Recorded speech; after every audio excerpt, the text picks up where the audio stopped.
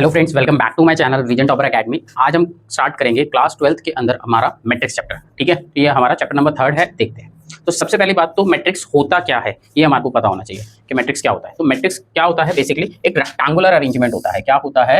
एक rectangular arrangement होता है। एरे का मतलब होता है अरेंजमेंट, किसका? किसी भी नंबर या फंक्शन का। और ये जो नंबर और फंक्शन है, ठीक है ना, हम इसे क्या बोलते हैं? एलिमेंट्स बोलते हैं। तो बेसिकली क्या है, किसी भी नंबर को या किसी भी फंक्शन को अगर हम रेक्टेंगुलर फॉर्म के अंदर क्या करते हैं, अरेंज करते हैं, तो उसे ही मैट्रिक्स बोलते हैं। ठीक है, जैसे मैं एक एग्जांपल लिखता हूं। मैट्रिक्स को हमेशा कैपिटल लेटर से रिप्रेजेंट करा जाता है। 2 3 4 8 9 11। ठीक है, तो ये जो डाटा है या ये जो नंबर है, ये किस फॉर्म में? एक रेक्टेंगुलर फॉर्म में है, तो इसे क्या बोला जाएगा? मैट्रिक्स बोला जाएगा। ठीक है ना, इसको हम रेक्टेंगुलर फॉर्म में अरेंज कर रखा है। तो इसके अंदर क्या है कि दो रो हैं, R1 और R2, और कितने कॉलम्स है? 3 कॉलम्स है। तो जो हॉरिजॉन्टल लाइंस है बेसिकली वो किसको रिप्रेजेंट कर रही है? रो को। और जो वर्टिकल्स लाइन है वो किसको रिप्रेजेंट कर रही है? कॉलम को। तो ये जो मैट्रिक्स है हमारा, ठीक है ना, तो ये क्या है? बेसिकली एक रेक्टेंगुलर अरेंजमेंट है, किसकी? नंबर की और फंक्शन की। अब ऐसे एक और ले सकते हैं हम, 2 3 6 8। ठीक है, इसमें कितनी रो है, कितने कॉलम्स है? इसमें R1 R2 C1 C2, 2 रो है और 2 कॉलम है। ठीक है, बेसिकली अगर हम एक और मैट्रिक्स लेते हैं,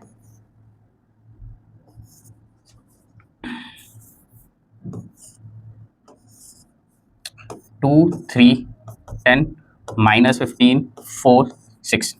तो अगर इसमें देखा जाए तो इसमें कितनी रो है? इसके अंदर 3 रो है और कितने कॉलम्स है? 2 कॉलम्स है। ठीक है, 3 रो और 2 कॉलम्स। तो ऐसे कितने भी कोई क्या है, कोई भी हम मैट्रिक्स बना सकते हैं। ये याद रखना, मैट्रिक्स को हमेशा कैसे रिप्रेजेंट करा जाता है? कैपिटल लेटर्स के अंदर। क्लियर है? अगर मैं इसकी ऑर्डर की बात करता हूं कि भाई ऑर्डर क्या है, ठीक है, तो एक बार ऑर्डर देख लेते हैं।